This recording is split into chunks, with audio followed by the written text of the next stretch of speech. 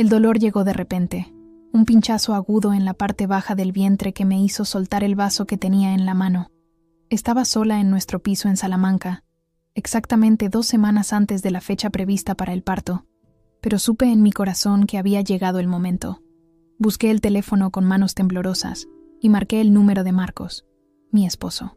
El corazón me latía con fuerza mientras escuchaba su voz, informal, relajada, con el tintineo de cubiertos y risas de fondo. «¿Dónde estás?», grité sin aliento. «Creo que he empezado el trabajo de parto. Te necesito. Ahora». Él se rió. Se rió. Se rió de verdad. «Cálmate, cariño. Solo estoy cenando con mamá y mi hermana en el restaurante El Buen Sabor. Seguramente estás exagerando. Las mujeres dan a luz solas todo el tiempo, ¿no? Tú puedes con esto. Te llamo más tarde. Adiós, ¿eh?» Me quedé inmóvil. La incredulidad me invadió más rápido que el dolor. La línea se cortó. Eso fue todo. Sin seguimiento. Sin preocupación. El hombre que había jurado estar a mi lado había elegido un entrante de gambas antes que a nuestro bebé. Fue en ese momento cuando algo dentro de mí comenzó a cerrarse para siempre. Con manos temblorosas y lágrimas rodando por mi rostro, tomé mi bolsa para el hospital y llamé a un taxi. El conductor, un hombre mayor con canas y un fuerte acento andaluz, me preguntó si necesitaba que me esperara, y apenas pude hablar. El parto llegó rápido, duro e implacable. El taxi iba a toda velocidad por las calles de Salamanca. El conductor, que se presentó como Antonio, no dejaba de lanzarme miradas preocupadas por el espejo retrovisor.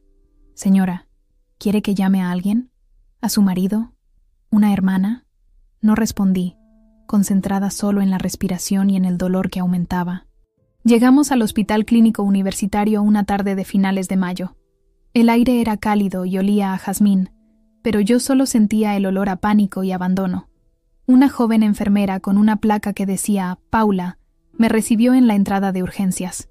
Sus manos eran amables mientras me ayudaba a sentarme en una silla de ruedas. «¿Está sola, señora?», preguntó con tono preocupado. «Sí», susurré. «Estoy sola». La sala de partos era luminosa y estéril. Las contracciones se volvían cada vez más intensas, y la doctora Sánchez, una mujer de unos 50 años con ojos oscuros y amables, me hablaba con calma. «Respire, señora Vega. Respire profundamente. Ya casi llegamos. Mi esposo debería estar aquí», dije entre dientes, mientras otra contracción me invadía. La doctora intercambió una mirada con la enfermera, una de esas que lo dicen todo sin decir nada. «Concéntrese en su bebé ahora», respondió con firmeza. «Él es quien la necesita».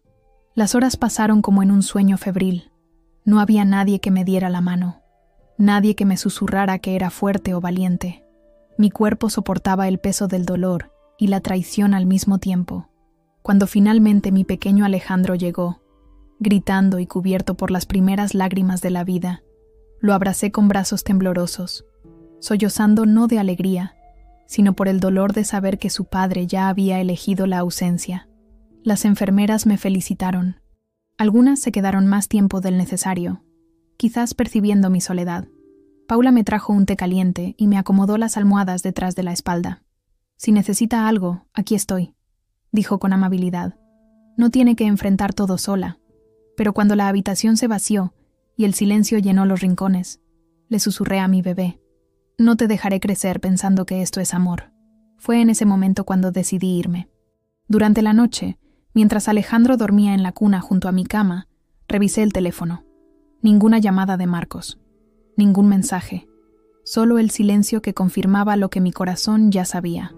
No éramos una prioridad. Mi madre vivía en Sevilla, a poco más de 1 hora en tren de Salamanca. No nos hablábamos desde hacía años después de nuestra última discusión. Ella nunca había aprobado a Marcos, lo había llamado un niño mimado con buena apariencia y nada más. Yo la había acusado de ser entrometida, celosa de mi felicidad. Ahora, con lágrimas en los ojos, tenía que admitir que tenía razón. Marqué su número. Mis dedos temblaban sobre la pantalla. Respondió al segundo timbrazo, y cuando rompí a llorar, no hizo preguntas. Solo dijo: «Ven a casa, Carmen». Miré a mi hijo dormir, tan pequeño, tan indefenso. Merecía más que un padre que había elegido una cena en el momento más importante de nuestra vida. Y yo merecía más que un marido que se reía de mi dolor. En ese momento, mirando el techo del hospital en el corazón de la noche salmantina, tomé la decisión que lo cambiaría todo. No volvería a casa. No con él. A la mañana siguiente, cuando la enfermera Paula regresó para su turno, le pregunté si podía usar el teléfono del hospital para llamar a un taxi. Me miró con curiosidad. ¿Su marido no viene a recogerla? No, respondí con una nueva firmeza en mi voz. No volveré a casa. Sus ojos se abrieron ligeramente, pero asintió con comprensión. Entiendo, yo la ayudaré. Esa mañana, con nada más que una pequeña bolsa, un recién nacido y un corazón roto, dejé el hospital bajo un nombre diferente, algo que nunca había imaginado hacer en mi vida, pero sabía que era la única manera de protegerme a mí misma y a mi hijo de un hombre que había demostrado no merecer a ninguno de los dos. No volví a casa, no a ese piso que habíamos amueblado juntos, donde cada rincón ahora parecía contaminado por la traición. Tomé un taxi directamente a la estación de tren de Salamanca. El conductor me miró con preocupación, mientras acomodaba a Alejandro en el portabebés improvisado que las enfermeras me habían ayudado a crear con una tela larga. ¿Está segura de querer viajar tan pronto, señora? Acaba de dar a luz. Tengo que irme, respondí simplemente. No tengo elección. La estación estaba abarrotada esa mañana de mayo. Turistas con maletas de colores, hombres de negocios con maletines y mujeres elegantes con tacones que resonaban en el suelo de mármol. Me sentí invisible entre ellos. Una mujer pálida con un recién nacido y los ojos hinchados de tanto llorar. Compré un billete para el primer AVE, directo a Sevilla. Durante el viaje, Alejandro durmió tranquilo contra mi pecho. Cada sacudida del tren resonaba dentro de mí como la fragmentación de viejos sueños. Miraba por la ventana ciudades que no reconocía, aferrando a mi hijo contra mi pecho, susurrando promesas que no estaba segura de cómo cumplir. Te prometo que serás amado, le susurré mientras el tren atravesaba la campiña andaluza. Te prometo que nunca tendrás que mendigar atención. Te prometo que crecerás sabiendo que eres lo más importante del mundo para alguien. Llegamos a Sevilla Santa Justa a primera hora de la tarde. El sol brillaba con fuerza en la plaza frente a la estación, y por un momento me quedé inmóvil, abrumada. No le había avisado a mi madre de mi llegada. ¿Y si no estaba en casa? ¿Y si se arrepentía de su oferta? Con Alejandro pegado a mí, tomé otro taxi. Calle Betis, por favor, le dije al taxista, recordando la dirección que no pronunciaba desde hacía años. El taxi se movió por las concurridas calles del centro de Sevilla, pasando junto a edificios históricos y turistas que tomaban fotos. La casa de mi madre era un antiguo piso en el tercer piso de un edificio del siglo XVIII. Sin ascensor, solo una escalera de piedra desgastada. Subí lentamente, deteniéndome cada pocos escalones para recuperar el aliento. Mi cuerpo aún me dolía por el parto, y cada paso era un esfuerzo. Pero seguí, determinada. Cuando finalmente llamé a su puerta, sentí un nudo en la garganta. Pasaron unos segundos antes de que se abriera, y allí estaba ella, mi madre, Elena Morales, con el pelo más gris de lo que recordaba, y los mismos ojos verdes que me miraban incrédulos. «Carmen», susurró, como si no creyera de verdad que era yo. «Mamá», respondí, y entonces, como una ola que rompe en la orilla, todo el dolor, el miedo y el agotamiento de las últimas 24 horas me inundaron. Empecé a llorar, sollozando tan fuerte que Alejandro se despertó y empezó a llorar conmigo. Mi madre no dijo ni una palabra. Me tomó del brazo y me guió hacia adentro, cerrando la puerta detrás de nosotros. Su piso era exactamente como lo recordaba. Pequeño, ordenado, con olor a albahaca fresca y libros viejos. Me hizo sentar en el sofá gastado, y luego, con una dulzura que no recordaba, tomó a Alejandro de mis brazos. «Este es mi nieto», dijo simplemente, acariciando su pequeña cabeza. «Es hermoso». No hubo grandes reencuentros, solo una sopa caliente, una cama suave y un silencio que abarcaba más de lo que las palabras podrían. Mi madre nunca dijo, «te lo dije». Simplemente besó la frente de su nieto y dejó la puerta abierta para que yo pudiera sanar. Me mantuve oculta durante meses, dejando que el mundo me olvidara mientras intentaba recordar quién era. Las primeras semanas en casa de mi madre, fueron una adaptación turbulenta a la maternidad, sin el apoyo que había imaginado. Alejandro se despertaba cada 2 horas durante la noche, y yo me arrastraba de la cama a la cuna, exhausta pero decidida a hacer todo lo que él necesitaba. Mi madre me observaba desde la distancia, ofreciendo ayuda solo cuando se la pedía explícitamente. Era su manera de respetar mis límites, de dejarme retomar el control de mi vida. Pero una noche, cuando estaba sentada al borde de la cama, sollozando en silencio mientras Alejandro finalmente dormía, ella entró en la habitación y se sentó a mi lado. «Cuando naciste», dijo dulcemente, «tu padre estaba de viaje de negocios en Madrid. Me llamó para felicitarme. Luego volvió a sus reuniones. No regresó a casa hasta 2 semanas después». La miré sorprendida.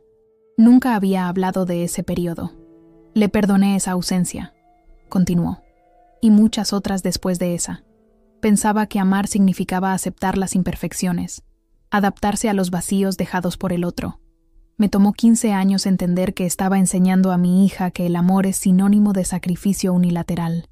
Tomó mis manos entre las suyas. «Lo siento, Carmen. Siento no haberte mostrado que mereces más. Que ambas merecemos más». Esa conversación abrió una puerta que había permanecido cerrada entre nosotras durante demasiado tiempo. En los días siguientes, hablamos como nunca lo habíamos hecho. De sus esperanzas para mí, de mis sueños rotos, del padre que había elegido permanecer una sombra en mi vida, y del marido que había elegido hacer lo mismo con mi hijo. «¿Qué voy a hacer ahora?», pregunté una mañana, mientras tomábamos café en el pequeño balcón que daba a los tejados de Sevilla. Alejandro dormía en su cuna improvisada, un cajón de la cómoda acolchado con mantas suaves. «Volverás a empezar», respondió simplemente, como yo lo hice. Me contó que después del divorcio de mi padre, había retomado sus estudios, convirtiéndose en profesora de literatura en el instituto. «Nunca es demasiado tarde para convertirte en quien debiste ser», dijo. Mientras los días se convertían en semanas y las semanas en meses, comencé a construir una nueva rutina. Por la mañana llevaba a Alejandro a pasear por el Guadalquivir, contándole historias de los puentes y palacios que veíamos. Por la tarde, mientras él dormía, leía libros que encontraba en la pequeña biblioteca de mi madre o veía cursos en línea en el ordenador. Un día, hojeando el periódico local, encontré un anuncio. Una pequeña librería en el barrio de Triana buscaba ayuda a tiempo parcial. «Deberías intentarlo», me animó mi madre. «Yo puedo cuidar a Alejandro mientras trabajas». «Pero Marcos podría encontrarme», susurré, expresando por primera vez el miedo que me había impedido salir demasiado. Mi madre negó con la cabeza. «Si de verdad te busca, te encontrará de todos modos. No puedes vivir escondida para siempre, cariño. Y quizás ya es hora de que enfrentes ese miedo». Con el corazón en un puño, al día siguiente me presenté en la librería El Gato y el Jilguero, una pequeña tienda acogedora con estanterías que llegaban hasta el techo y el aroma a papel y café en el aire. La propietaria, Carmen, una mujer de unos 60 años con gafas rojas y una sonrisa amable, me recibió calurosamente. «¿Tienes experiencia con los libros?», me preguntó, observándome por encima de las gafas. «Crecí leyéndolos», respondí honestamente. «Siempre han sido mi refugio». Ella sonrió. «A veces es todo lo que se necesita». Empecé a trabajar 3 mañanas a la semana. El trabajo era tranquilo y reconfortante. Ordenar libros, recomendárselos a los clientes, organizar las estanterías. Poco a poco, sentí que partes de mí volvían a la vida, como plantas que reciben agua después de una larga sequía. Una tarde, volviendo a casa del trabajo, encontré a mi madre jugando con Alejandro en la alfombra del salón. Mi hijo, que ya tenía 4 meses, sonreía y agitaba sus manitas hacia ella. Era la primera vez que lo veía tan feliz, tan a gusto con alguien que no fuera yo. Me detuve en la puerta, observándolos, y en ese momento comprendí que algo nuevo estaban haciendo. No solo una nueva vida para mí, sino una familia diferente para mi hijo. Una familia basada no en obligaciones y expectativas, sino en amor y presencia real. «Mira quién ha vuelto», le dijo mi madre a Alejandro cuando me vio. «Es tu mamá, tu mundo entero». Me arrodillé junto a ellos, y mi hijo se volvió hacia mí, reconociéndome de inmediato. Extendió los brazos hacia mí, y cuando lo tomé, Se acurrucó contra mi pecho con un pequeño suspiro de contento. «Te ama tanto», dijo mi madre con los ojos llorosos. «Y yo a él», respondí, besando su suave cabecita. «Más de lo que he amado a nadie». No volví a casa, no a nuestro piso en Salamanca, donde cada rincón ahora parecía contaminado por la traición. En su lugar, me registré en el padrón de Sevilla, cambiando formalmente mi residencia. Era un paso práctico, necesario, pero también profundamente simbólico. Estaba cortando los últimos lazos visibles con mi antigua vida. Una cálida tarde de septiembre, mientras estaba sentada en un banco en los jardines de Murillo, Alejandro dormido en el cochecito a mi lado, mi teléfono vibró. Era un mensaje de un número desconocido. «Carmen, llevo días buscándote. ¿Dónde estás? ¿Dónde está mi hijo? He vuelto a casa y todo había desaparecido». Era Marcos. El pánico me asaltó inmediatamente. El corazón me latía tan fuerte que podía oírlo en mis oídos. No respondí. Apagué el teléfono y lo guardé en mi bolso, con las manos temblorosas. Volví a casa de mi madre tan rápido como pude, mirando constantemente por encima del hombro. «Ha empezado a buscarme», le dije a mi madre esa noche, después de acostar a Alejandro. «Marcos me ha mandado un mensaje». Mi madre dejó el libro que estaba leyendo y me miró con ojos atentos. «Era inevitable, cariño. ¿Qué piensas hacer?» «No lo sé», admití, sintiéndome de repente muy pequeña y asustada. Una parte de mí solo quiere seguir escondiéndome. Otra parte quiere enfrentarlo. Terminó ella por mí. «Que vea lo que ha perdido». Asentí lentamente. Era verdad. Quería que viera que habíamos sobrevivido sin él, que estábamos construyendo una vida que no lo incluía. Quería que experimentara al menos un fragmento del dolor que yo había sentido. Los mensajes continuaron en las semanas siguientes. Al principio fueron suplicantes. «Por favor, dame noticias. Estoy preocupado por ti y el bebé».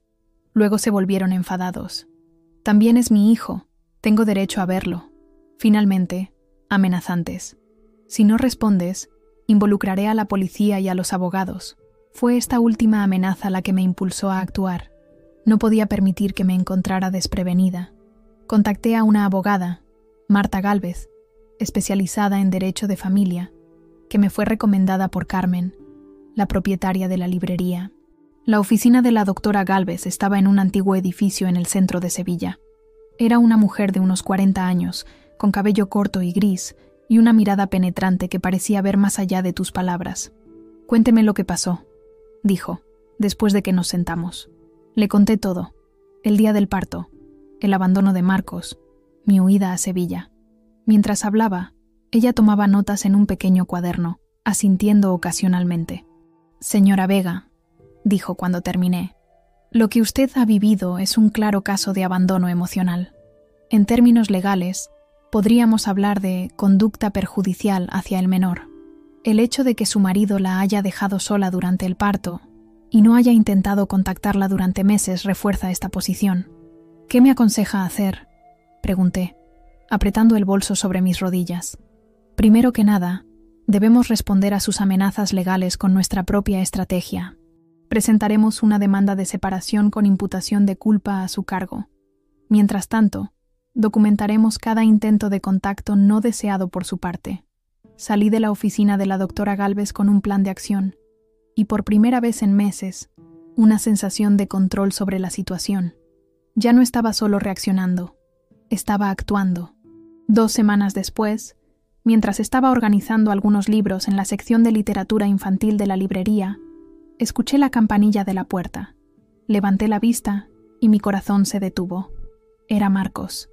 Estaba más delgado, bronceado, pero aún tenía esa expresión de complacencia que siempre usaba para salirse con la suya. Me miró fijamente por un largo momento, como si no pudiera creer que realmente me había encontrado. «Carmen», dijo finalmente, «he recorrido toda Sevilla para encontrarte». Me erguí lentamente, tratando de mantener la calma a pesar del corazón que me martilleaba en el pecho. «¿Cómo me encontraste? Tu madre. Siempre ha vivido aquí, ¿no? No fue difícil». Una oleada de miedo me atravesó. «¿Hablaste con mi madre?» «No», respondió, dando un paso hacia mí. «Pero vi tus documentos. Cambiaste de residencia. Y luego empecé a dar vueltas por la ciudad hasta que te vi entrar aquí ayer. «¿Me estás siguiendo?», dije. No una pregunta, sino una afirmación. Se encogió de hombros, como si fuera lo más natural del mundo. «Eres mi esposa. Es mi hijo». Desapareciste sin decir una palabra. En ese momento, Carmen salió de la trastienda. Evaluó inmediatamente la situación con una mirada y se acercó. «¿Todo bien, Carmen?» «Sí», respondí, agradecida por su presencia. El señor ya se iba. Marcos me miró incrédulo. «No me voy hasta que hablemos. ¿Dónde está mi hijo?» «No está aquí», respondí con firmeza. «Y no tenemos nada de qué hablar sin nuestros abogados presentes». Su rostro se transformó, pasando de la indignación a la ira. «¿Has involucrado a los abogados? ¿En serio, Carmen? Pensé que éramos una familia». «Yo también lo pensaba», respondí, encontrando de repente una fuerza que no sabía que tenía. «Hasta el día en que te reíste mientras te suplicaba que vinieras al hospital, hasta el día en que elegiste cenar con tu madre en lugar de presenciar el nacimiento de tu hijo». Se pasó una mano por el pelo, un gesto que conocía bien. Era lo que hacía cuando se sentía acorralado. «No pensé que hablabas en serio. Pensé que estabas exagerando. ¿Y eso debería hacerme sentir mejor?», pregunté incrédula. «¿El hecho de que pensaras que estaba exagerando sobre el parto?» «Ese es exactamente el problema, Marcos. No te tomas en serio mi dolor. No me tomas en serio a mí». Carmen se aclaró la garganta. «Señor, le pido amablemente que abandone mi tienda. Esta es una librería, no un tribunal». Marcos me miró una última vez, con los ojos entrecerrados en una promesa silenciosa. No había terminado. Luego se dio la vuelta y salió, haciendo sonar violentamente la campanilla de la puerta. Me desplomé contra la estantería, temblando. «Siéntate», dijo Carmen, guiándome hacia una silla en la trastienda. «Te traigo un vaso de agua». Cuando regresó, se sentó frente a mí. «¿Quieres que llame a alguien? ¿A tu madre? ¿A la policía?». Negué con la cabeza. No, estoy bien. Es solo...». Las lágrimas que había contenido comenzaron a brotar. Es la primera vez que lo enfrento sola, sin que pudiera manipularme o hacerme sentir culpable. «Y lo hiciste genial», dijo, dándome un pañuelo. «Mantuviste tu postura. Esa noche, le conté el encuentro a mi madre mientras preparábamos la cena. Alejandro jugaba en la alfombra, ajeno al drama que se desarrollaba a su alrededor. «Tenemos que tener cuidado», dijo mi madre, cortando las verduras con más fuerza de lo necesario. «Si sabe dónde trabajas, también podría averiguar dónde vivimos. La abogada Gálvez dijo que podemos pedir una orden de alejamiento si es necesario», dije, mezclando la pasta. «Pero primero quiere proceder con la separación». «¿Y estás lista para eso?». Miré a mi hijo, que ahora intentaba llevarse un peluche a la boca. Había crecido tanto en los últimos meses. Sus ojos, que antes eran el azul indistinto de todos los recién nacidos, ahora eran de un marrón profundo, como los de Marcos. Pero su sonrisa, esa era toda mía. «Sí», respondí con seguridad. «Estoy lista». A la mañana siguiente, cuando estaba a punto de salir para ir al trabajo, encontré una rosa roja apoyada en el felpudo de la puerta de casa. No había nota, pero sabía exactamente de quién venía. Marcos siempre había pensado que un gesto romántico podía borrar cualquier error. La cogí y la tiré a la basura sin dudarlo. En los días siguientes, Marcos siguió apareciendo en la librería.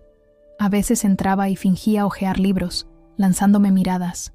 Otras veces se quedaba fuera, al otro lado de la calle, simplemente observando.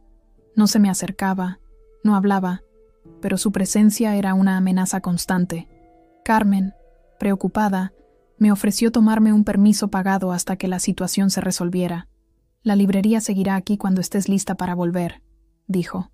«Tu seguridad es lo primero». Pero me negué. No quería esconderme de nuevo. No quería que Marcos me robara también esto, el pequeño trozo de independencia que había reconstruido.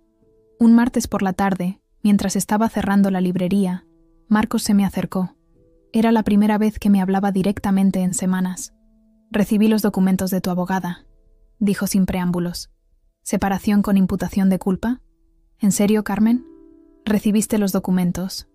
«Bien», respondí, mientras seguía cerrando la cerradura. «Entonces sabes que toda comunicación debe pasar por nuestros abogados. Por favor», dijo, y por primera vez sentí una verdadera desesperación en su voz.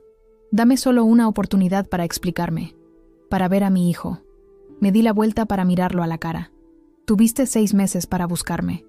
6 meses en los que ni siquiera llamaste para preguntar si tu hijo había nacido sano. 6 meses en los que alimenté, acuné y amé a ese niño sola. Me equivoqué», admitió, bajando la mirada. «Cometí un error terrible, pero estoy intentando enmendarlo ahora. Algunos errores no se pueden enmendar, Marcos», respondí con calma.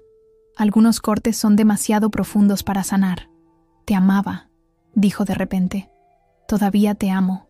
Sentí un nudo en el corazón, pero no por nostalgia o arrepentimiento. Era más como el dolor fantasma de una extremidad amputada. «No, Marcos, nunca me amaste. Amaste la idea de tener una esposa. Amaste la comodidad de tener a alguien que te cuidara, pero nunca me amaste a mí, a la verdadera yo, con mis necesidades y mis miedos». Se acercó un paso, con los ojos brillantes. «Por favor, dame una oportunidad para demostrarte que puedo cambiar».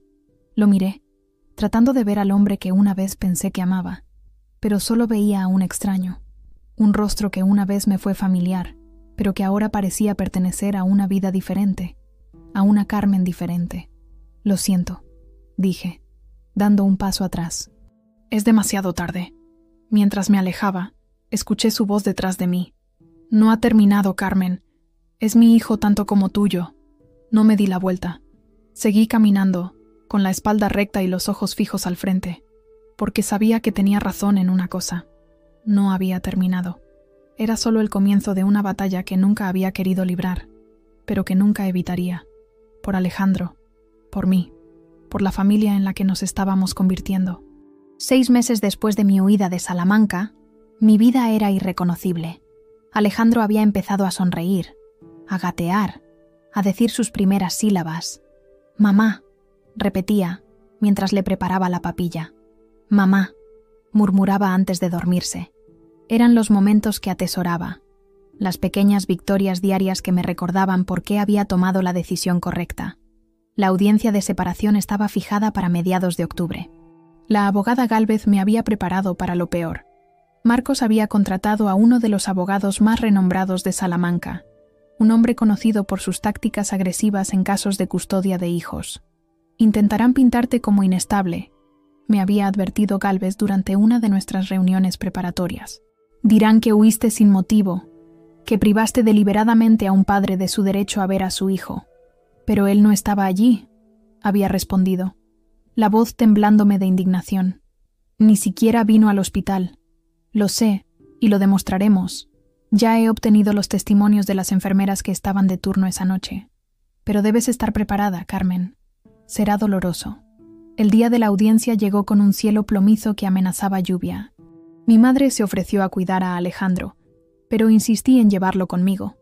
«El juez tiene que ver quién está en el centro de todo esto», dije. «No es un objeto a disputar, es un niño real». El Tribunal de Sevilla era un edificio imponente en el centro histórico. Mientras atravesábamos el concurrido atrio, tenía a Alejandro pegado a mí, tratando de protegerlo del ruido y la confusión. Ahora tenía 8 meses, y sus grandes ojos oscuros observaban todo con curiosidad. Fue entonces cuando lo vi. Marcos, con un traje gris que nunca le había visto, estaba hablando con un hombre mayor en una esquina. Parecía diferente, más serio, menos seguro de sí mismo. Cuando me vio, interrumpió la conversación y se acercó. «Alejandro», dijo, mirando a nuestro hijo con una expresión que no pude descifrar. Era la primera vez que lo veía desde que nació. Alejandro, al escuchar la voz desconocida, se giró y miró a Marcos con ojos atentos. No hubo ningún signo de reconocimiento, ninguna sonrisa, solo la mirada neutra de un niño que observa a un desconocido. Ese gesto hirió a Marcos. Pude verlo. Un destello de dolor cruzó su rostro, rápidamente enmascarado por una fría determinación. «No ganará tan fácilmente», le oí murmurar a su abogado mientras se alejaban. La audiencia fue exactamente como la abogada Gálvez había predicho. El abogado de Marcos, un tal doctor Jiménez, me pintó como una mujer emocionalmente inestable que había reaccionado de forma desproporcionada a un simple malentendido. Habló de la respetable familia de Marcos, de su prometedora carrera como arquitecto, de su sincero deseo de ser un padre presente. Cuando fue mi turno de testificar, sentí las rodillas débiles. Alejandro había sido confiado temporalmente a mi madre, que esperaba fuera de la sala. Marcos me miraba fijamente desde su asiento, con una expresión inescrutable. «Señora Vega», comenzó el juez, una mujer de unos 50 años con gafas de montura fina, «cuéntenos qué ocurrió la noche del 12 de mayo». Respiré profundamente y lo conté todo. La llamada telefónica, la risa de Marcos, el taxi al hospital, las horas de parto sola. Mientras hablaba, veía el rostro del juez endurecerse. «¿Y después del parto?», preguntó. «¿Por qué no volvió a casa?». «Porque tenía miedo», admití. «No de la violencia física, sino de la indiferencia. Un tipo de abandono que ya había experimentado durante el momento más vulnerable de mi vida. No quería que mi hijo creciera pensando que aquello era amor». El abogado de Marcos se levantó para el contrainterrogatorio. «Señora Vega, ¿alguna vez pensó que su marido simplemente no pudo haber comprendido la gravedad de la situación? ¿Que su distanciamiento podría haber sido una reacción excesiva?» Sentí la ira crecer, pero la controlé. Considerar el parto de tu hijo como una situación no seria ya es un problema en sí mismo, ¿no cree? No le estaba pidiendo a mi marido que entendiera el dolor del parto. Le estaba pidiendo que estuviera presente, que me demostrara que le importaba lo suficiente como para estar allí. El doctor Jiménez pareció ligeramente desconcertado. «No más preguntas, señoría». Cuando la audiencia terminó, el juez se retiró para deliberar. En el pasillo, me senté en un banco, exhausta. Mi madre se acercó con Alejandro dormido en brazos. «¿Cómo fue?», susurró. «No lo sé», respondí honestamente. Dije la verdad. «Espero que sea suficiente». Fue entonces cuando Marcos se acercó. Dudó un momento. Luego se sentó a cierta distancia de nosotros en el mismo banco. «¿Puedo hablar contigo?». «Sin abogados». Miré a mi madre, quien asintió y se alejó discretamente, llevándose a Alejandro. «¿Qué quieres, Marcos?». «No lo sabía», dijo después de un largo silencio. «No entendía que fuera tan importante para ti». Lo miré incrédula. Estaba a punto de dar a luz a nuestro hijo. ¿Cómo podía no ser importante? Se pasó una mano por el pelo, un gesto nervioso que conocía bien. Lo sé. Suena ridículo ahora. Pero mi madre, ella siempre decía que las mujeres exageran con el parto, que en sus tiempos volvían a trabajar en el campo al día siguiente, que es natural, que no hay necesidad de tanto alboroto. Y tú le creíste a ella en lugar de a mí. Asintió lentamente. Supongo que sí, pero después, cuando desapareciste, me di cuenta de que había cometido el error más grande de mi vida. Tardaste 6 meses en buscarme, le recordé. Al principio pensé que estabas castigándome, que volverías cuando te dieras cuenta de lo mucho que me necesitabas. Pero no, me di cuenta de que no te importaba. Y en ese momento, Carmen, mi mundo se derrumbó. No sabía qué hacer, no sabía a dónde ir. Y yo sí, Marcos, le interrumpí, la voz tensa. Yo sí sabía. Sabía que tenía que proteger a mi hijo. Sabía que tenía que protegerme a mí misma. «¿Qué quieres que haga?», preguntó. La desesperación en sus ojos era palpable. «Dime qué tengo que hacer para que vuelvas». «Para que me dejes ver a Alejandro. No hay nada que puedas hacer para que volvamos», respondí con una frialdad que me sorprendió a mí misma. «Y para ver a Alejandro, tendrás que seguir los canales legales.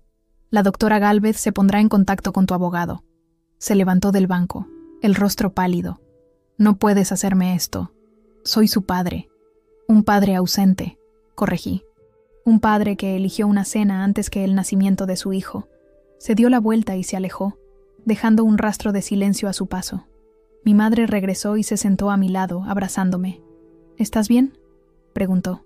«Sí», susurré, apoyando mi cabeza en su hombro. «Estoy bien. Ya no le tengo miedo». El juez tardó 2 días en emitir su fallo. La sentencia de separación fue dictada a mi favor, reconociendo el abandono emocional de Marcos como causa. La custodia de Alejandro fue otorgada a mí, con un régimen de visitas limitado y supervisado para Marcos, que se revisaría después de 1 año. La noticia me invadió con una mezcla de alivio y tristeza. Había ganado la batalla legal, pero el costo emocional había sido inmenso. Sin embargo, al mirar a Alejandro, que dormía plácidamente en mis brazos en la sala de espera del tribunal, supe que todo había valido la pena. La vida en Sevilla floreció. Con el apoyo de mi madre y la amistad inquebrantable de Carmen, la dueña de la librería, encontré mi lugar. Aprendí a confiar en mi instinto, a celebrar mis pequeñas victorias, a reconocer mi propia fuerza. Marcos intentó contactarme un par de veces después del fallo, con mensajes que mezclaban la súplica con la ira, pero los ignoré. Mi abogada se encargaba de todo. No quería que su toxicidad volviera a contaminar mi vida ni la de mi hijo. Un año después, se celebró la revisión del régimen de visitas. Marcos se presentó con un nuevo abogado, más conciliador. Había estado en terapia, dijo, y comprendía sus errores. Quería ser un buen padre para Alejandro. El juez acordó ampliar las visitas, permitiéndole pasar algunas horas con Alejandro los fines de semana, siempre bajo mi supervisión o la de mi madre. Al principio, Alejandro se mostraba distante con Marcos. No lo reconocía como su padre. Pero poco a poco, con el tiempo y la constancia de Marcos, la relación fue mejorando. Nunca sería la familia que habíamos sido, pero estábamos construyendo algo nuevo, algo que, con suerte, sería más sano. Cambié mi apellido legalmente, un proceso largo que requirió meses de papeleo y citas en oficinas polvorientas. Ya no era Vega, el apellido que había compartido con Marcos. Ahora era Carmen Durán, un nuevo nombre para una nueva vida. Me mudé de nuevo, no por miedo esta vez, sino por elección, a un pequeño apartamento a 2 pasos del Parque de María Luisa, con una terraza desde la que se veía la Giralda a lo lejos, un lugar nuestro, mío y de Alejandro, con paredes que pintamos nosotros mismos, un domingo lluvioso con la ayuda de Elena y mi madre. Mi negocio en la librería crecía. Carmen me había ofrecido ser socia, una oportunidad que había aceptado con gratitud y determinación. Habíamos ampliado la sección infantil, iniciado un blog sobre literatura infantil, organizado talleres de escritura creativa para adultos. Alejandro ahora tiene 3 años. Me llama mamá, con una alegría que disuelve cada cicatriz. No conoce al hombre que nos abandonó, y no tengo intención de llenar ese espacio con historias falsas. En cambio, lo lleno de amor, de rutinas y del tipo de atención que ningún niño debería tener que mendigar. A veces, tarde en la noche, todavía siento el dolor de aquella cama de hospital, el eco de una habitación vacía, pero luego siento la respiración regular de mi hijo, y recuerdo, no lo perdí todo ese día. Encontré mi fuerza. Encontré un amor tan profundo que me pidió que me convirtiera en alguien nuevo. Y lo hice. El dolor llegó de repente. Un pinchazo agudo en la parte baja del vientre que me hizo soltar el vaso que tenía en la mano. Estaba sola en nuestro piso en Salamanca, exactamente 2 semanas antes de la fecha prevista para el parto. Pero supe en mi corazón que había llegado el momento. Busqué el teléfono con manos temblorosas y marqué el número de Marcos, mi esposo. El corazón me latía con fuerza mientras escuchaba su voz, informal, relajada, con el tintineo de cubiertos y risas de fondo. «¿Dónde estás?», grité sin aliento. «Creo que he empezado el trabajo de parto. Te necesito. Ahora». Él se rió. Se rió de verdad. «Cálmate, cariño. Solo estoy cenando con mamá y mi hermana en el restaurante El Buen Sabor. Seguramente estás exagerando. Las mujeres dan a luz solas todo el tiempo, ¿no? Tú puedes con esto. Te llamo más tarde. Adiós, ¿eh?» Me quedé inmóvil. La incredulidad me invadió más rápido que el dolor. La línea se cortó. Eso fue todo. Sin seguimiento. Sin preocupación. El hombre que había jurado estar a mi lado había elegido un entrante de gambas antes que a nuestro bebé. Fue en ese momento cuando algo dentro de mí comenzó a cerrarse para siempre. Con manos temblorosas y lágrimas rodando por mi rostro, tomé mi bolsa para el hospital y llamé a un taxi. El conductor, un hombre mayor con canas y un fuerte acento andaluz, me preguntó si necesitaba que me esperara, y apenas pude hablar. El parto llegó rápido, duro e implacable. El taxi iba a toda velocidad por las calles de Salamanca. El conductor, que se presentó como Antonio, no dejaba de lanzarme miradas preocupadas por el espejo retrovisor. «Señora, ¿quiere que llame a alguien?». ¿A su marido? ¿Una hermana? No respondí, concentrada solo en la respiración y en el dolor que aumentaba. Llegamos al Hospital Clínico Universitario una tarde de finales de mayo. El aire era cálido y olía a jazmín, pero yo solo sentía el olor a pánico y abandono. Una joven enfermera con una placa que decía «Paula» me recibió en la entrada de urgencias. Sus manos eran amables mientras me ayudaba a sentarme en una silla de ruedas. «¿Está sola, señora?», preguntó con tono preocupado. «Sí», susurré. «Estoy sola». La sala de partos era luminosa y estéril. Las contracciones se volvían cada vez más intensas, y la doctora Sánchez, una mujer de unos 50 años con ojos oscuros y amables, me hablaba con calma. «Respire, señora Vega, respire profundamente. Ya casi llegamos.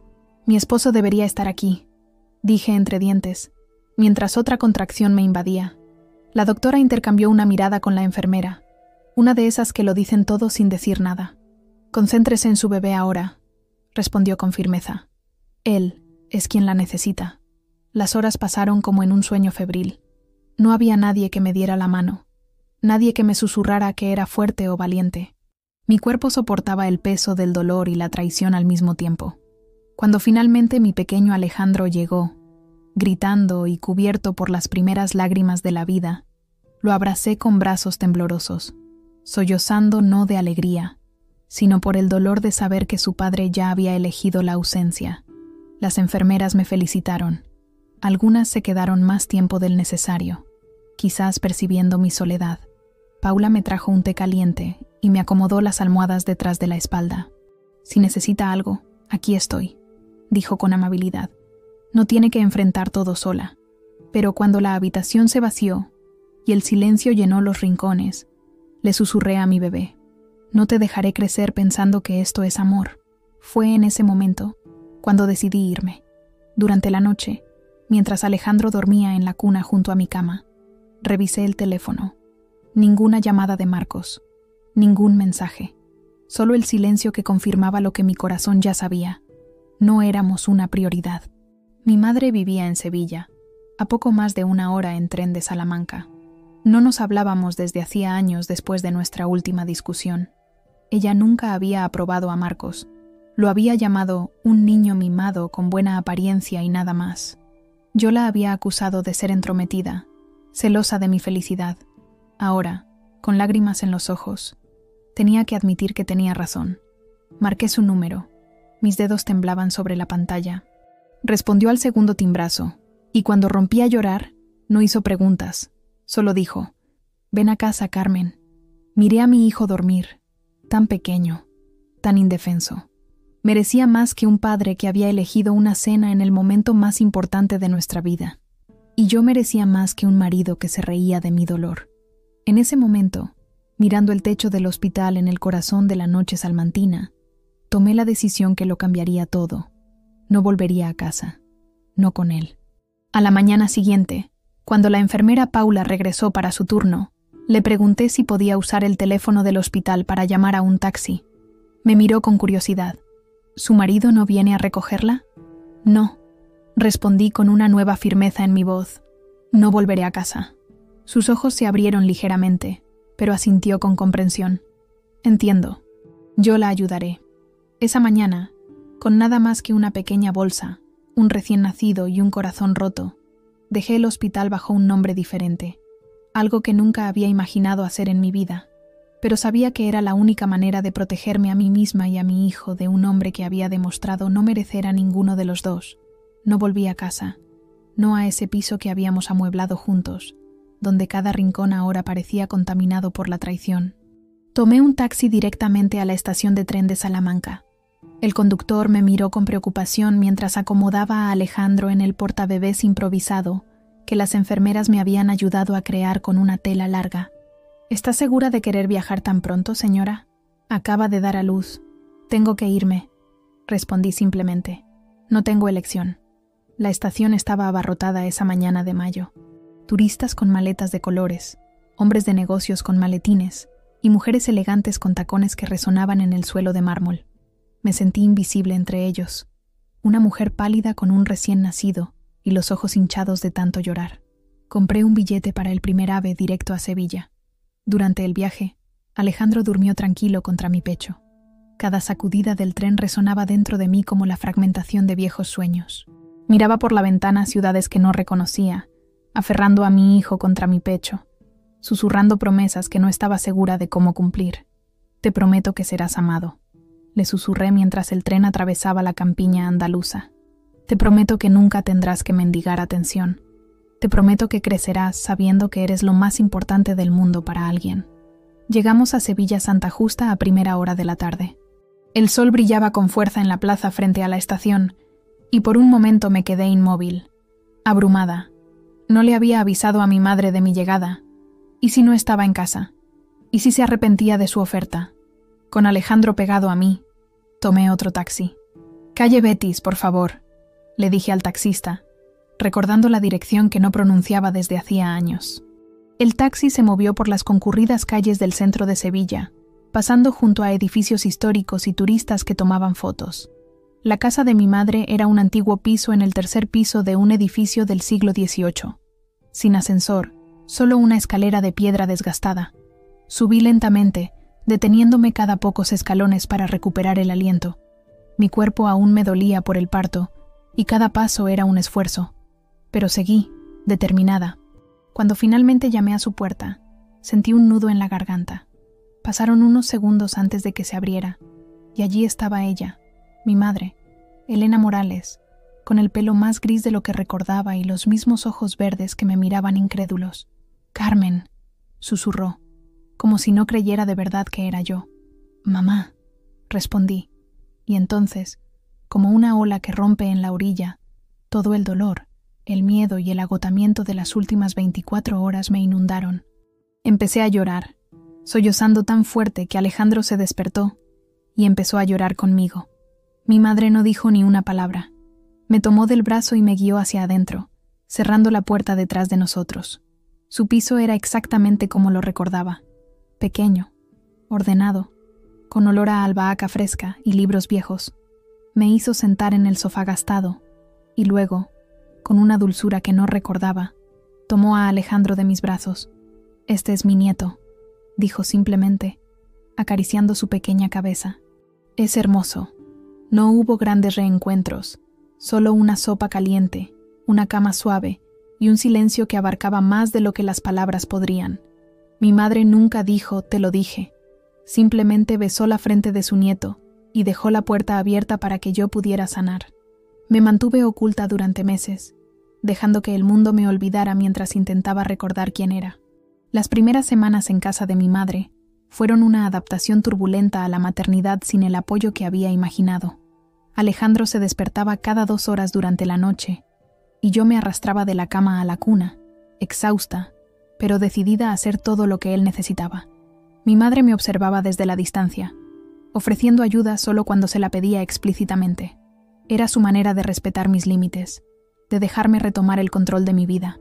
Pero una noche, cuando estaba sentada al borde de la cama, sollozando en silencio mientras Alejandro finalmente dormía, ella entró en la habitación y se sentó a mi lado. «Cuando naciste», dijo dulcemente, «tu padre estaba de viaje de negocios en Madrid. Me llamó para felicitarme. Luego volvió a sus reuniones. No regresó a casa hasta 2 semanas después». La miré sorprendida. Nunca había hablado de ese periodo. «Le perdoné esa ausencia», continuó, «y muchas otras después de esa. Pensaba que amar significaba aceptar las imperfecciones, adaptarse a los vacíos dejados por el otro. Me tomó 15 años entender que estaba enseñando a mi hija que el amor es sinónimo de sacrificio unilateral. Tomó mis manos entre las suyas. «Lo siento, Carmen. Siento no haberte mostrado que mereces más, que ambas merecemos más». Esa conversación abrió una puerta que había permanecido cerrada entre nosotras durante demasiado tiempo. En los días siguientes, hablamos como nunca lo habíamos hecho, de sus esperanzas para mí, de mis sueños rotos, del padre que había elegido permanecer una sombra en mi vida y del marido que había elegido hacer lo mismo con mi hijo. «¿Qué voy a hacer ahora?», pregunté una mañana, mientras tomábamos café en el pequeño balcón que daba a los tejados de Sevilla. Alejandro dormía en su cuna improvisada, un cajón de la cómoda acolchado con mantas suaves. «Volverás a empezar», respondió simplemente, como yo lo hice. Me contó que después del divorcio de mi padre había retomado sus estudios, convirtiéndose en profesora de literatura en el instituto. «Nunca es demasiado tarde para convertirte en quien debiste ser», dijo. Mientras los días se convertían en semanas y las semanas en meses, comencé a construir una nueva rutina. Por la mañana llevaba a Alejandro a pasear por el Guadalquivir, contándole historias de los puentes y palacios que veíamos. Por la tarde, mientras él dormía, leía libros que encontraba en la pequeña biblioteca de mi madre o veía cursos en línea en el ordenador. Un día, hojeando el periódico local, encontré un anuncio. Una pequeña librería en el barrio de Triana buscaba ayuda a tiempo parcial. «Deberías intentarlo», me animó mi madre. «Yo puedo cuidar a Alejandro mientras trabajas». «Pero Marcos podría encontrarme», susurré, expresando por primera vez el miedo que me había impedido salir demasiado. Mi madre negó con la cabeza. «Si de verdad te busca, te encontrará de todos modos. No puedes vivir escondida para siempre, cariño. Y quizás ya es hora de que enfrentes ese miedo». Con el corazón en un puño, al día siguiente me presenté en la librería El Gato y el Jilguero, una pequeña tienda acogedora con estanterías que llegaban hasta el techo y el aroma a papel y café en el aire. La propietaria, Carmen, una mujer de unos 60 años con gafas rojas y una sonrisa amable, me recibió calurosamente. «¿Tienes experiencia con los libros?», me preguntó, observándome por encima de las gafas. «Crecí leyéndolos», respondí honestamente. «Siempre han sido mi refugio». Ella sonrió. «A veces es todo lo que se necesita». Empecé a trabajar 3 mañanas a la semana. El trabajo era tranquilo y reconfortante. Ordenar libros, recomendárselos a los clientes, organizar las estanterías. Poco a poco, sentí que partes de mí volvían a la vida, como plantas que reciben agua después de una larga sequía. Una tarde, volviendo a casa del trabajo, encontré a mi madre jugando con Alejandro en la alfombra del salón. Mi hijo, que ya tenía 4 meses, sonreía y agitaba sus manitas hacia ella. Era la primera vez que lo veía tan feliz, tan a gusto con alguien que no fuera yo. Me detuve en la puerta, observándolos, y en ese momento comprendí que algo nuevo estaban haciendo. No solo una nueva vida para mí, sino una familia diferente para mi hijo. Una familia basada no en obligaciones y expectativas, sino en amor y presencia real. «Mira quién ha vuelto», le dijo mi madre a Alejandro cuando me vio. «Es tu mamá, tu mundo entero».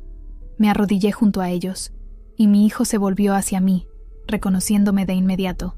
Extendió los brazos hacia mí, y cuando lo tomé, se acurrucó contra mi pecho con un pequeño suspiro de contento. «Te ama tanto», dijo mi madre con los ojos llorosos. «Y yo a él», respondí, besando su suave cabecita. «Más de lo que he amado a nadie». No volví a casa, no a nuestro piso en Salamanca, donde cada rincón ahora parecía contaminado por la traición. En su lugar, me registré en el padrón de Sevilla, cambiando formalmente mi residencia. Era un paso práctico, necesario, pero también profundamente simbólico. Estaba cortando los últimos lazos visibles con mi antigua vida. Una cálida tarde de septiembre, mientras estaba sentada en un banco en los jardines de Murillo, Alejandro dormido en el cochecito a mi lado, mi teléfono vibró. Era un mensaje de un número desconocido.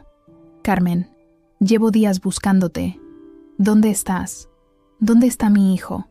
He vuelto a casa y todo había desaparecido». Era Marcos. El pánico me asaltó inmediatamente. El corazón me latía tan fuerte que podía oírlo en mis oídos. No respondí. Apagué el teléfono y lo guardé en mi bolso, con las manos temblorosas. Volví a casa de mi madre tan rápido como pude, mirando constantemente por encima del hombro.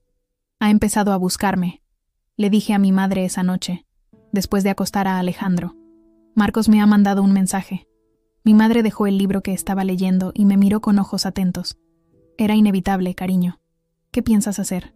«No lo sé», admití, sintiéndome de repente muy pequeña y asustada.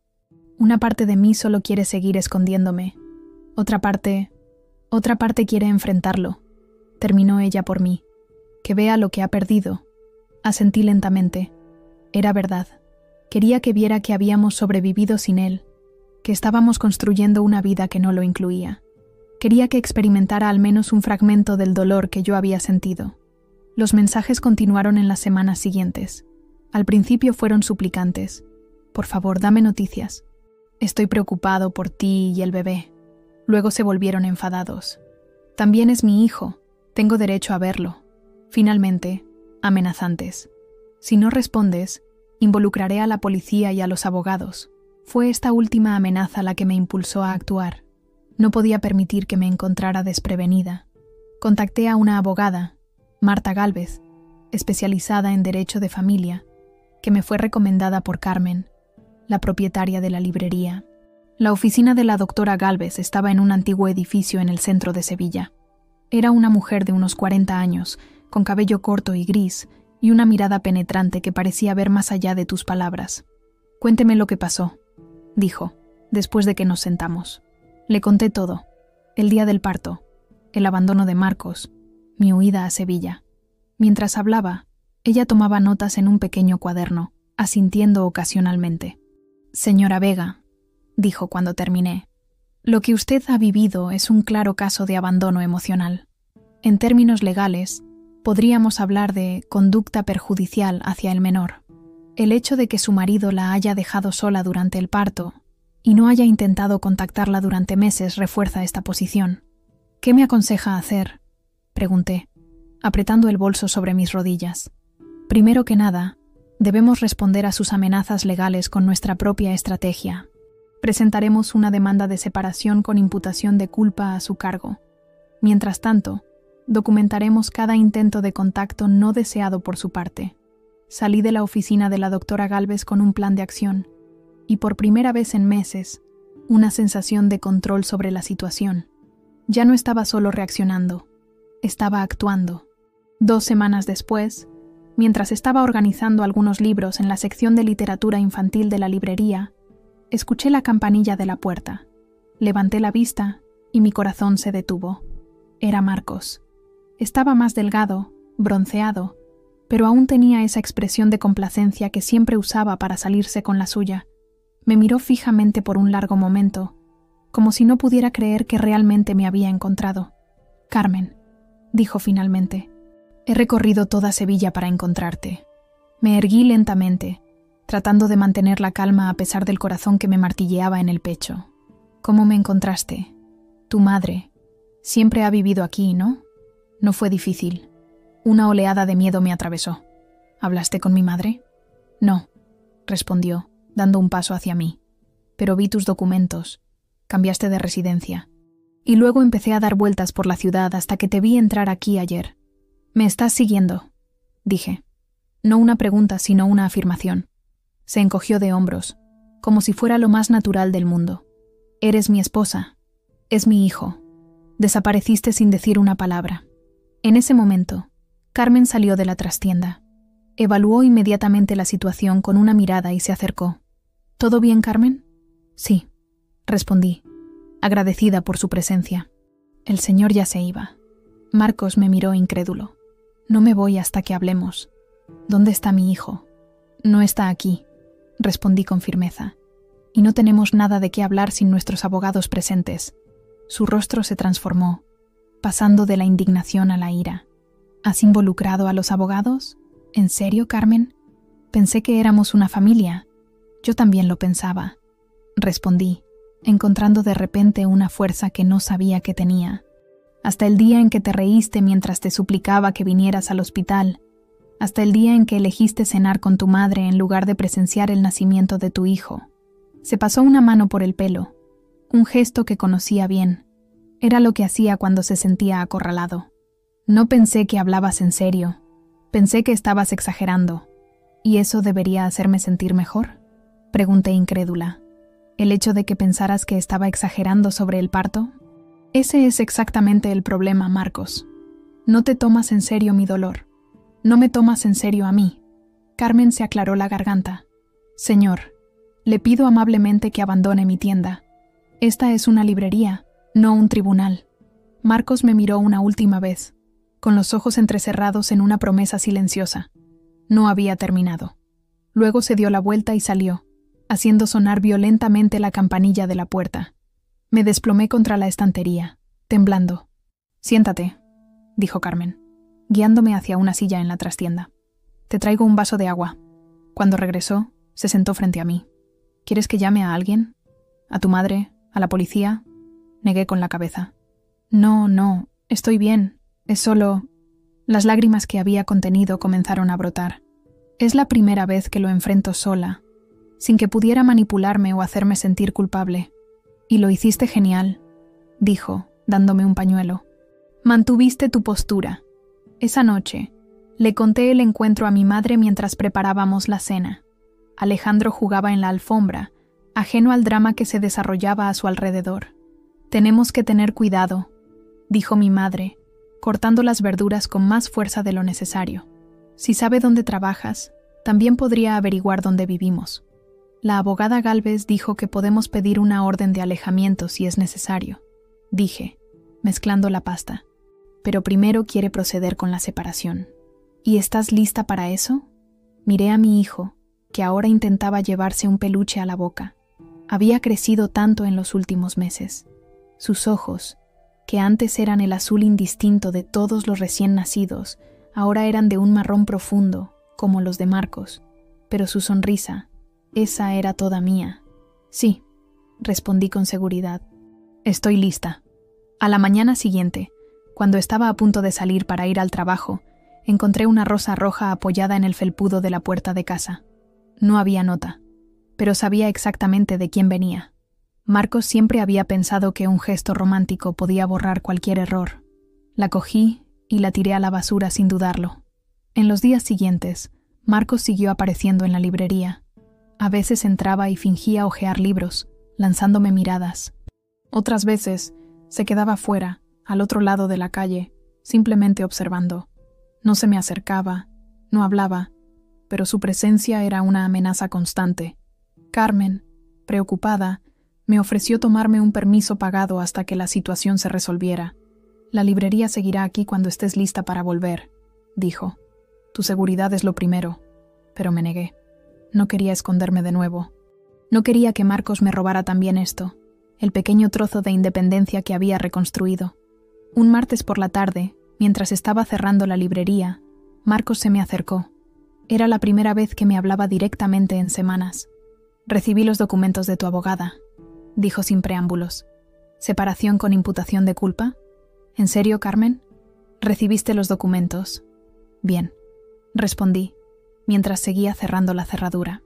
«Entonces sabes que toda comunicación debe pasar por nuestros abogados. Por favor», dijo, y por primera vez sentí una verdadera desesperación en su voz. «Dame solo una oportunidad para explicarme, para ver a mi hijo». Me di la vuelta para mirarlo a la cara. «Tuviste 6 meses para buscarme. 6 meses en los que ni siquiera llamaste para preguntar si tu hijo había nacido sano. 6 meses en los que alimenté, acuné y amé a ese niño sola. Me equivoqué», admitió, bajando la mirada. «Cometí un error terrible, pero estoy intentando enmendarlo ahora.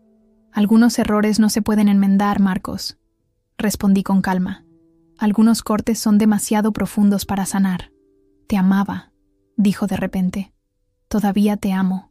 Sentí un nudo en el corazón, pero no por nostalgia o arrepentimiento. Era más como el dolor fantasma de una extremidad amputada. «No, Marcos, nunca me amaste. Amaste la idea de tener una esposa. Amaste la comodidad de tener a alguien que te cuidara. Pero nunca me amaste a mí, a la verdadera yo, con mis necesidades y mis miedos».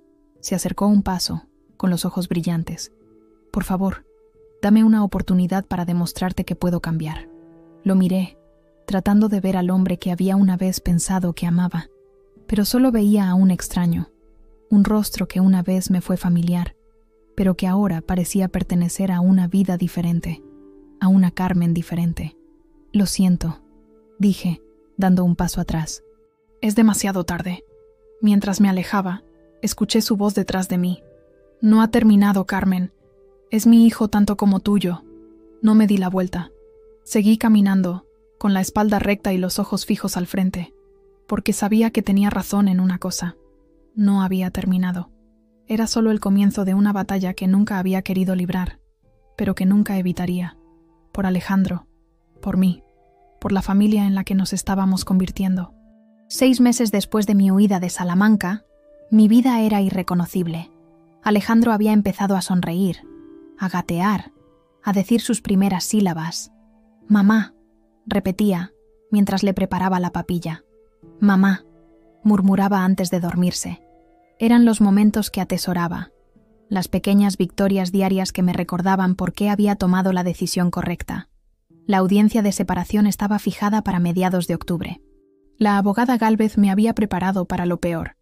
Marcos había contratado a uno de los abogados más renombrados de Salamanca, un hombre conocido por sus tácticas agresivas en casos de custodia de hijos.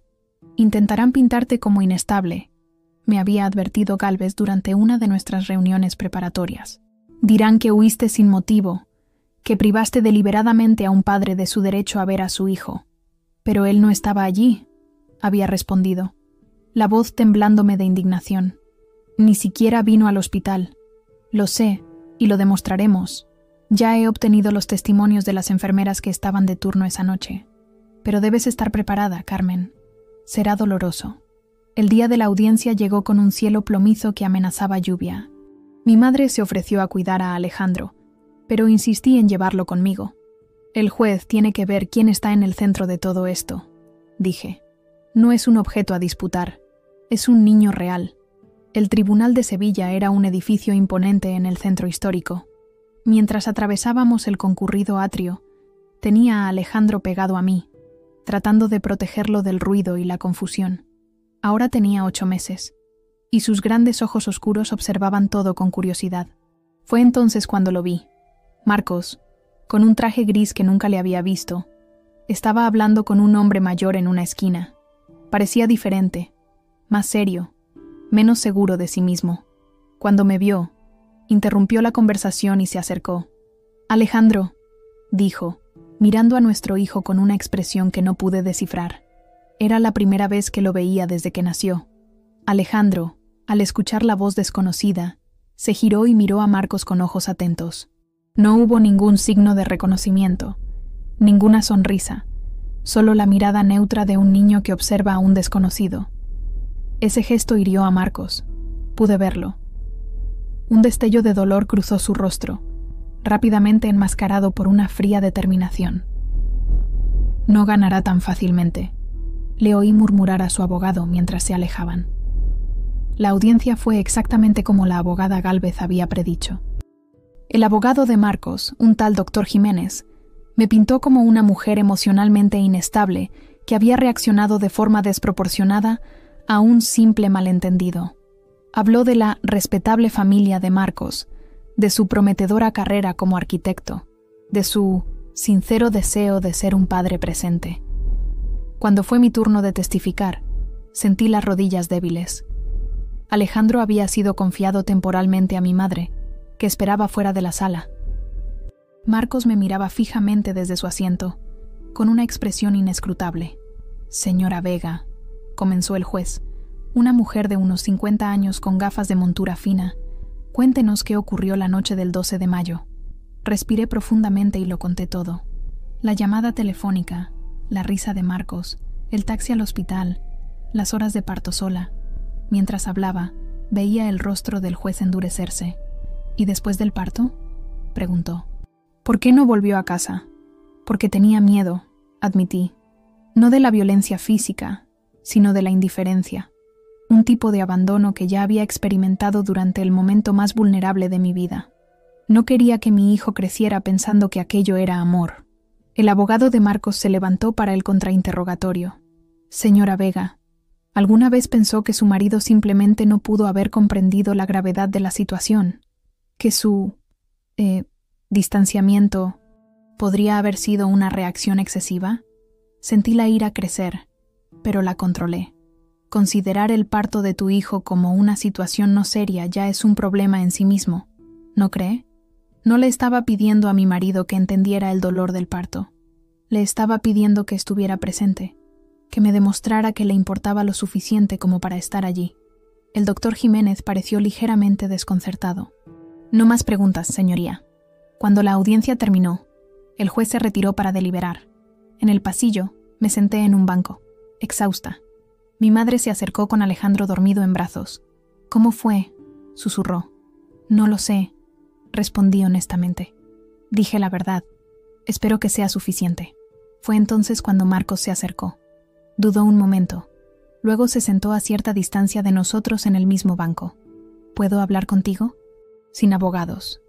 Miré a mi madre, quien asintió y se alejó discretamente, llevándose a Alejandro. «¿Qué quieres, Marcos?». «No lo sabía», dijo después de un largo silencio. «No entendía que fuera tan importante para ti». Lo miré incrédula. Estaba a punto de dar a luz a nuestro hijo. ¿Cómo podía no ser importante? Se pasó una mano por el pelo, un gesto nervioso que conocía bien. Lo sé. Suena ridículo ahora. Pero mi madre... Ella siempre decía que las mujeres exageran con el parto, que en sus tiempos volvían a trabajar en el campo al día siguiente, que es natural, que no hay necesidad de tanto alboroto. Y tú le creíste a ella en lugar de a mí, asintió lentamente. Supongo que sí, pero después, cuando desapareciste, me di cuenta de que había cometido el error más grande de mi vida. Tardaste 6 meses en buscarme, le recordé. Al principio pensé que estabas castigándome, que volverías cuando te dieras cuenta de lo mucho que me necesitabas. Pero no, me di cuenta de que no te importaba. Y en ese momento, Carmen, mi mundo se derrumbó. No sabía qué hacer, no sabía a dónde ir. Y yo sí, Marcos, le interrumpí, la voz tensa.